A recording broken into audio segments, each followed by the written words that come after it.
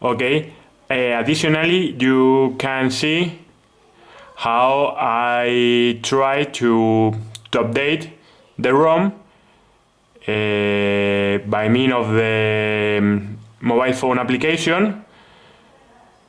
I have copied the update.app file in a SD card, and now I try to update.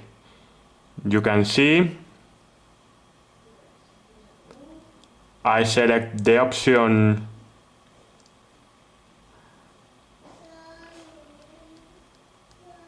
apply update from SD card,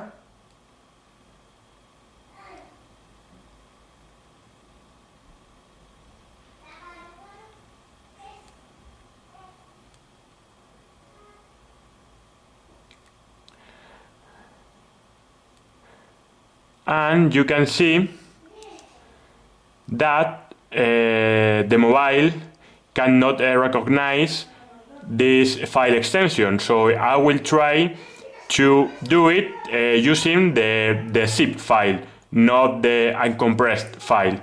Okay.